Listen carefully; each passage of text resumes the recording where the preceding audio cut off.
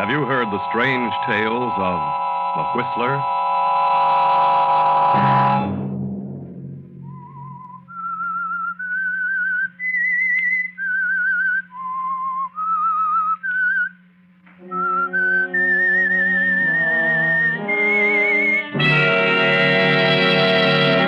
I'm the Whistler.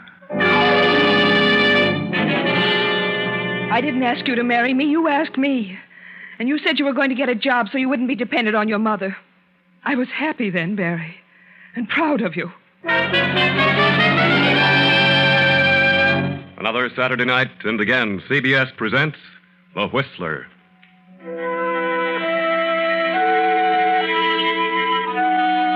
I, the Whistler, know many things, for I walk by night.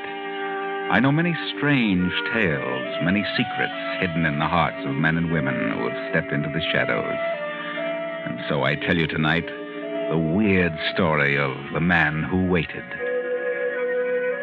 A huge estate spreads out before you, the ancestral home of the Bartletts, set amid the peaceful New England countryside. The war has not yet come. It is 1937. The estate is ruled by Lydia Bartlett, a cold, cantankerous woman ill with heart trouble. Into this unhappy setting has come young Genevieve Garrison to act as secretary companion to bedridden old Lydia Bartlett. Lydia has but one child, a son, Barry, recently returned from a tour of Europe.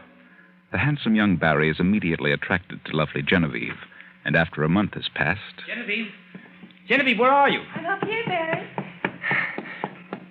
Oh, I've been looking all over for you. So this is your hiding place. No one ever comes up here, except the birds. It's mighty windy up here in the tower. I love it. It sings to me. Yeah? You're a strange girl. You know, I think you're part of this wilderness. Some wild thing that shows itself for an instant and then disappears. That's your charm for me, Genevieve. That unattainable wildness that lures me. Please, Barry. Oh, I know Mother'd have a fit if she knew I were in love with you. Then you must be sensible, Barry. After all, she controls the estate. And you'd have nothing if you were to make her angry. Your eyes are almost black when I see them so close.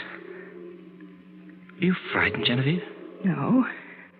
That is... Your heart's beating so fast. I know. Let me go, Barry. Are you frightened? Or is it that... Yes, I am frightened. Will you marry me, darling? Barry. I mean, would you marry me if I were able? Yes, Barry, yes. You know that. I'll have to find some sort of a job if we marry. Mother would cut me off in a minute. You know how she feels about marriage. Yes. We'd best forget about it, Barry. I wouldn't want to cause any trouble between you and your mother. You better go now. Oh, you're too lovely for words, Genevieve. Barry. I love you, darling.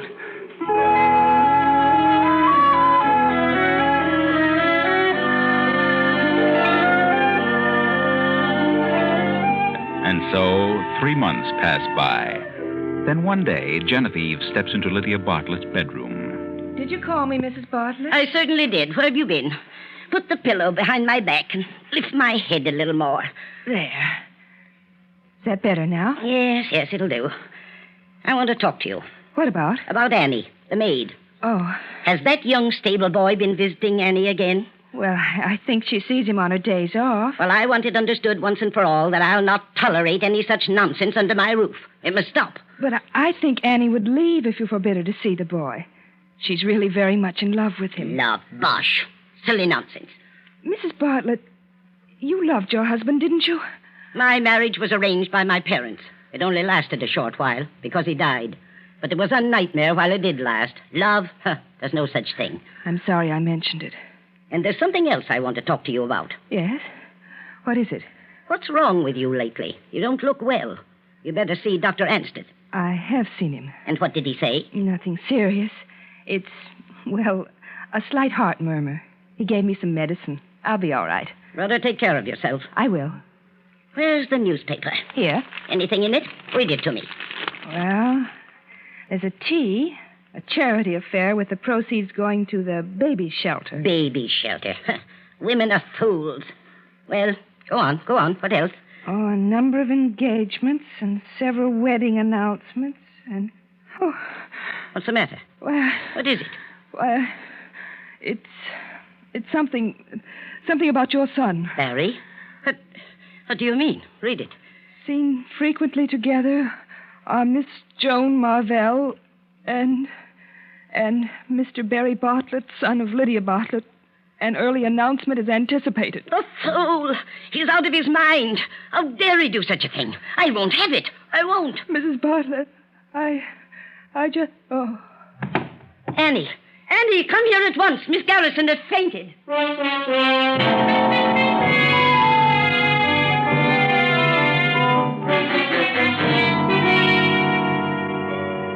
How are you feeling, Genevieve? Mother said you'd been ill, that you had some sort of an attack. It wasn't anything.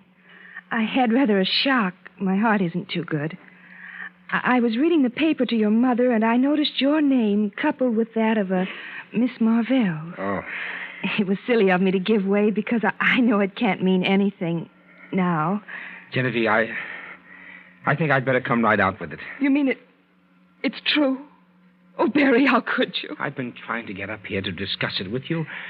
You know that such an arrangement as ours is no good. Why, if Mother ever found out we were married, we'd be sunk. It's very unfair. It's just as unfair to me. I didn't ask you to marry me. I was content the way things were. But when you asked me to be your wife, you said you were going to get a job so you wouldn't be dependent on your mother.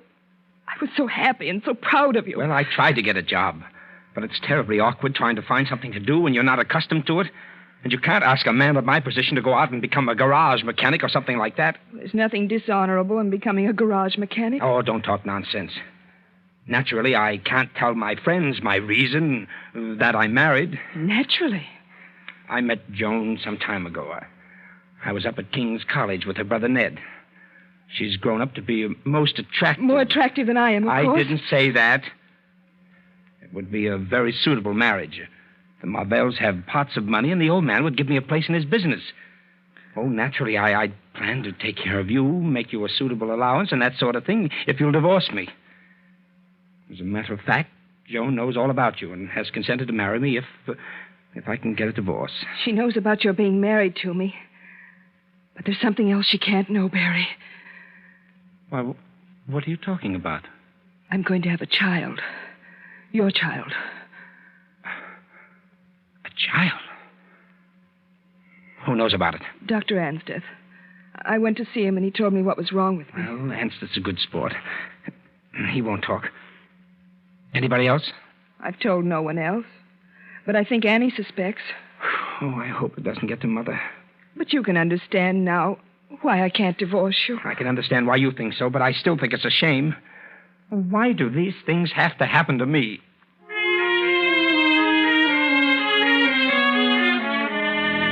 Why do these things have to happen to you, Barry? But yours is no great tragedy, though you think yourself so ill-used. The harm that is done is not to yourself, but to the woman who loves you so dearly. And can you be sure she won't tell your mother? Is there anything else you want, Mrs. Bartlett? Yes, Annie. You're not to let that Joe Moberly into the kitchen. Is that clear? I'll not have that sort of thing going on in my house. I'm not seeing Joe in the house, and when I see him open and honest, like respectable people. I'm not the only person in this house that is a gentleman friend either. Well, I'd like to know who that person is. I'm not saying anything against anybody. Only, if I can't see my Joe that keeps his distance and knows his place, why should anybody else be allowed to have a man in this house? Ask Miss Garrison to come up here at once.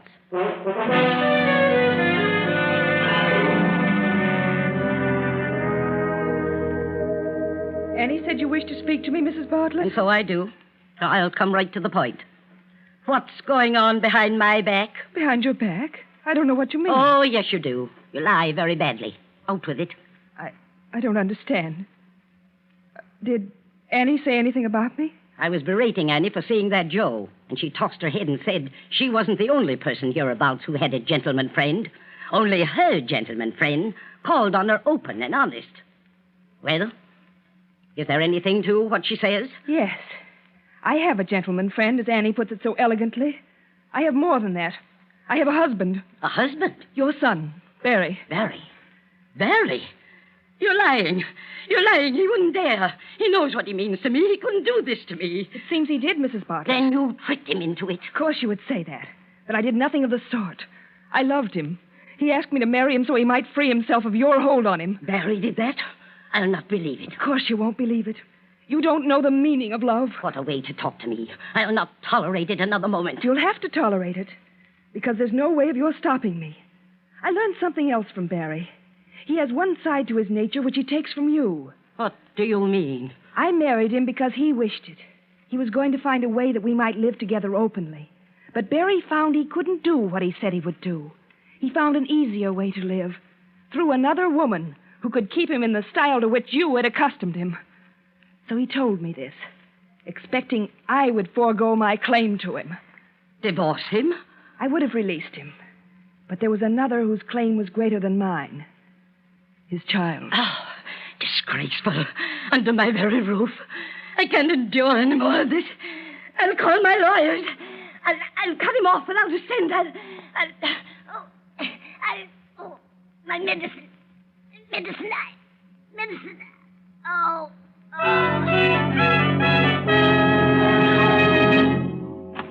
What's happened, Miss Garrison? Come in, Annie. Oh, it's the missus. It's another attack. I'll call Dr. Anseth. You can call him Annie, but Mrs. Bartlett is dead. And now Barry will be free from his mother's apron strings, free from financial worry. He will inherit the estate to do with as he pleases. But still, he hasn't everything. Joan is forever on his mind. I had to talk with you, Joan. It's been ages since I've had a moment alone with you. I'm sorry, Barry, but I didn't think it best. Oh, I've got to talk things over with you. When we planned to marry before, and you told me how you'd been tricked into marriage by that woman, I was willing to overlook it if you could get a divorce from her. Oh, that's the devil of it. She won't divorce me now. There's going to be a child. Oh. Where is she? In a nursing home. She's been ill ever since Mother died.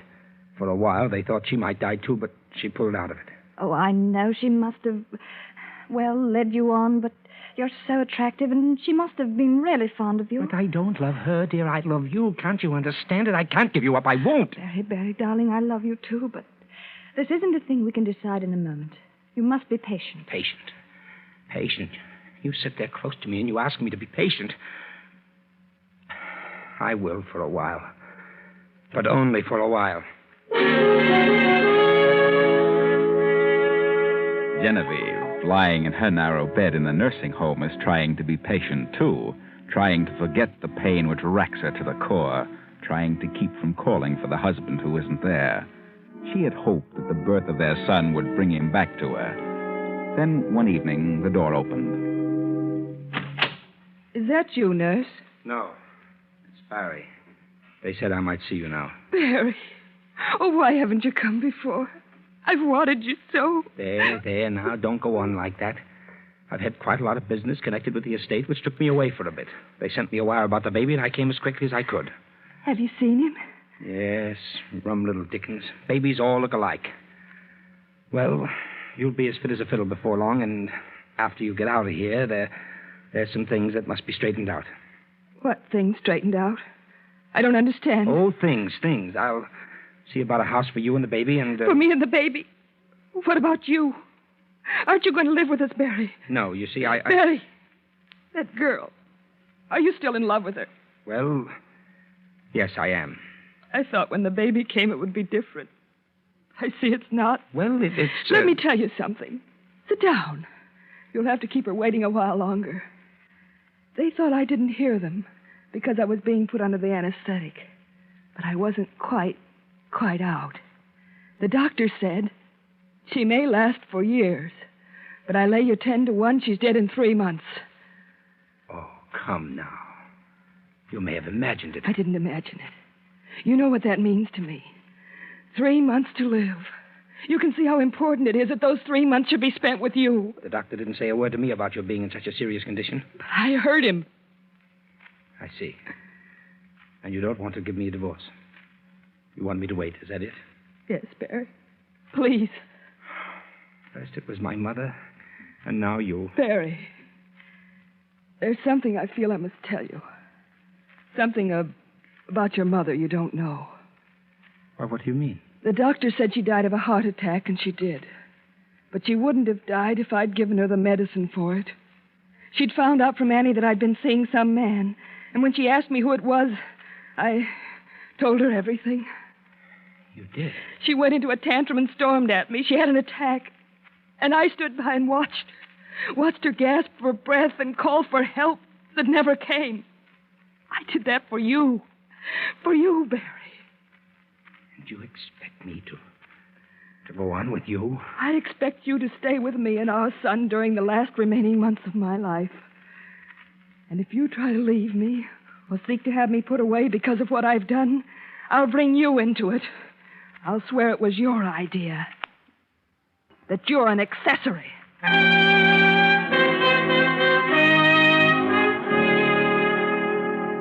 The months go by. 1, 2, 3. And Genevieve, remembering the conversation which she had overheard between the doctor and the nurse, cannot believe it when she finds herself unmistakably improving in health. Well, Genevieve, you'd had a rather severe time of it before the baby came, and you were quite run down. But you've done very well. You must watch your heart, though. Avoid any strenuous activity and keep as calm as possible.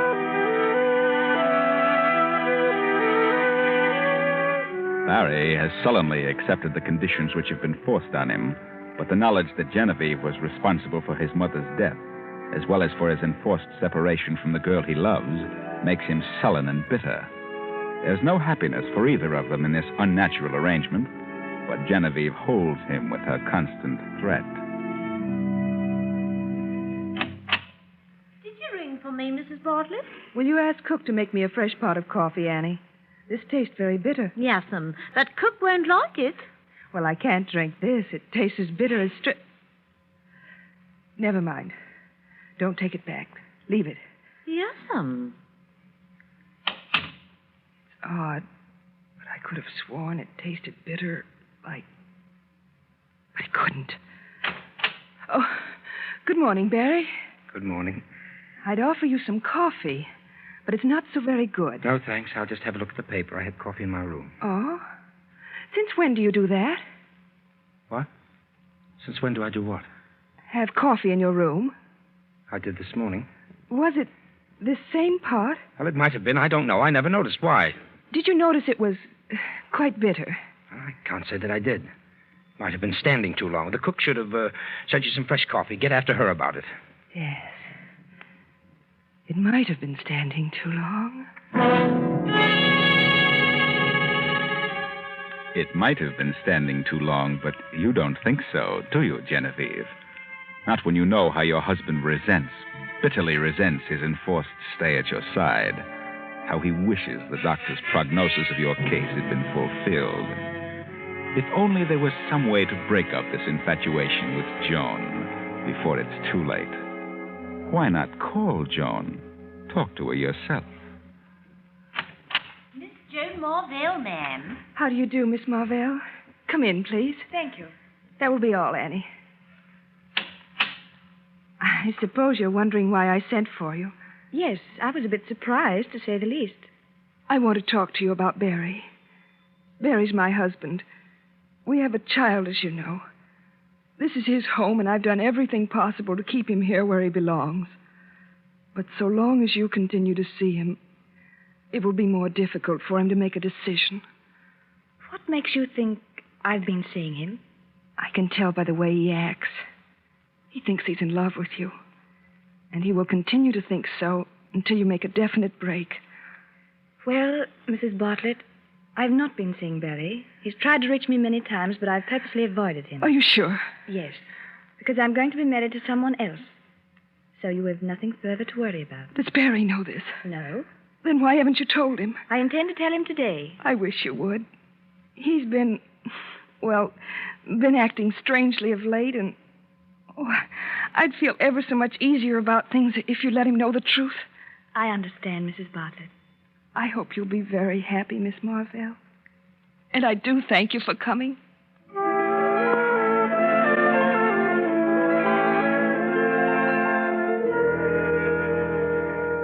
you see, it's all for for the best, Barry. You don't mean that, Joan. Until I talked to her, I was really undecided about marrying Roger Hedden. But now I know what to do. She's a lovely woman, Barry. The most tragic eyes I've ever seen in my life. You must go back to her. She wants you, needs you. You must forget about me. So she sent for you, did she? Yes. She thought she was being clever. Oh, why doesn't she give up? She knows how I feel. I do wish you hadn't gone to her. I'm glad I did. I know now what to do. And having seen her, talked to her, I understand you so much better. Understand me? Yes. I think you know what I mean. Goodbye, Barry. No, please. Joan, please, wait a minute. You don't really love this, Roger. You're doing this just because of Genevieve. You must think of yourself. Think of me. Hold your decision for a few weeks. Why? Well, something may happen. I mean, well, if you'll just wait a bit, the picture may change for us. How do you mean? How could that be possible now? Promise me that you'll wait. What are you thinking, Barry? Why, nothing. I just want you to wait. She said you'd been acting odd. She's imagining things. I'll have to hurry now or I'll miss my appointment. Goodbye. I said goodbye, Barry. Oh. Oh, yes. Goodbye, Joan.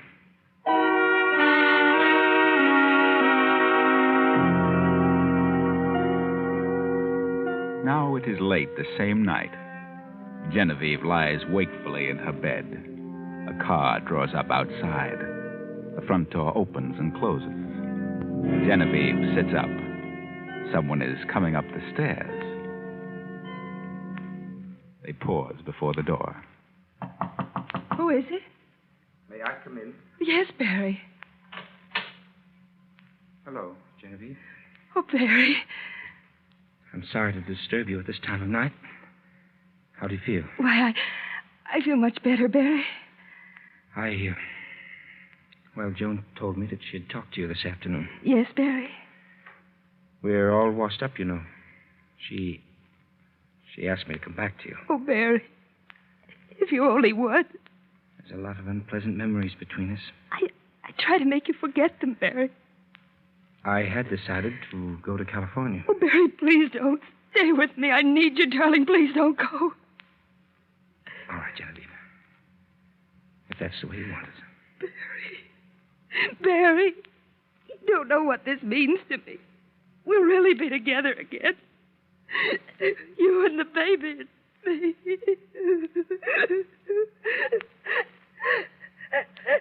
and me. Genevieve, what's wrong? It's my heart. What? Excitement. My medicine in the bathroom. Please, Barry. Medicine? Yes. The little one with the medicine dropper. Please. Yeah. Yes, Genevieve. Bottle with the medicine dropper in it. Medicine dropper in it.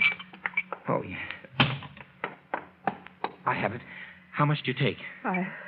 5 drops. 1, 2, 3, 4, 5. There you are. Thank you, Barry. Oh, you'll be all right now, Genevieve. You'll be all right in a few moments. I'll stay in the other room tonight. Barry, What is it? that bottle. That isn't my medicine. What? No. Look. Look at the label. That's your mother's medicine. Mother's? Oh, good Lord, it is. It's wrong for me. That medicine is a heart depressant. Barry. Barry. What have you done? I can't breathe. Can't. Genevieve. Genevieve!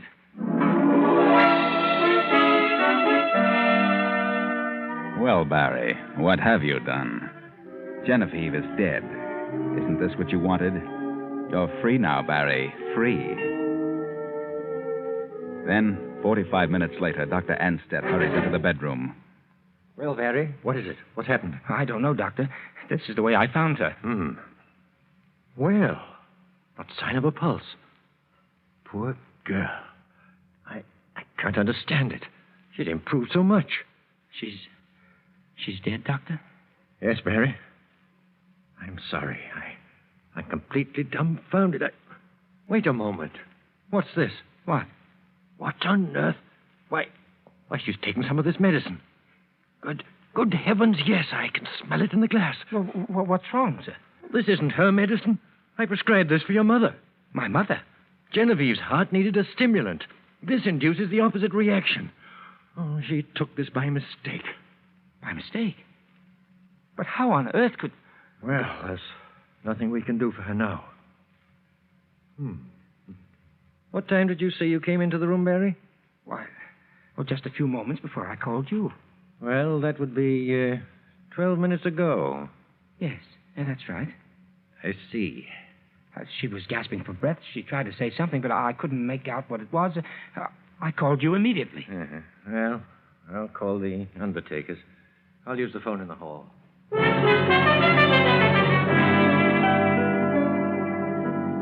body's in this room, Mr. Andrews. Come in. Thank you. Barry, this is Mr. Andrews. Oh, how do you do? How do you do? Mr. Andrews is a police inspector. What? Why the police? I thought you called the undertaker. Not yet. Well, why the police? Barry, here's a letter your wife gave me not so long ago. It says on the envelope, to be opened at my death. A letter? Yes, I'll read it to you. Dear Dr. Ansteth, for many months now, my husband has been in love with another woman. I refuse to give him a divorce. Lately, he's been acting in a strange manner. I know he wants me out of the way. I know he has tried to poison me. I have hoped and hoped that I could bring him back to his senses. But now I'm afraid it's too late. If my death occurs, I want you to investigate the circumstances thoroughly. Signed, Genevieve Bartlett. But that's ridiculous. I never thought of such a thing. It's all pure imagination. I came back here tonight to stay. I realized what a fool I'd been, and that letter doesn't prove a thing. It proves a motive. And furthermore, you lied about the time you found her. Lied? You said you came into this room 12 minutes before I arrived. You said she was trying to speak, and that you called me at once. 12 minutes elapsed from the time you found her till I came. Yes, that's what I said. But she had been dead almost an hour when I saw her. What? You waited, Barry. Waited till you were sure she was dead. Then you called me. No. Wait a minute, Doctor. I can explain. You can explain down at headquarters. Come on.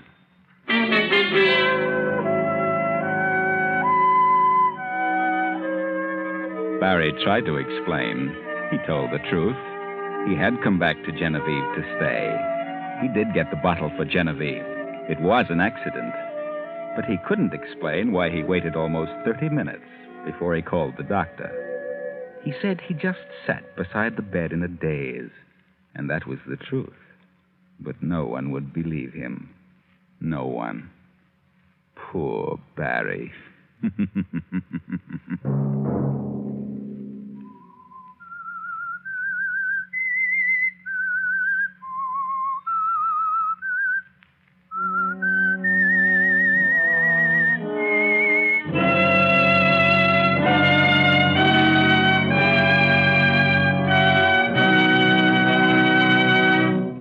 CBS has presented The Whistler.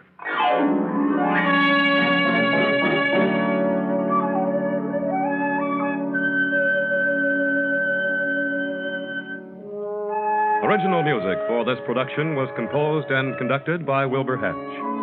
Tonight's story was written by Elizabeth Easton and directed by J. Donald Wilson. The Whistler originates from Columbia Square in Hollywood.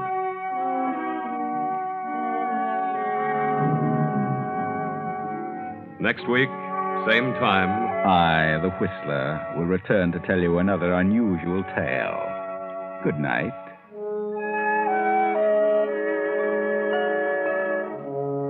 This is the Columbia Broadcasting System.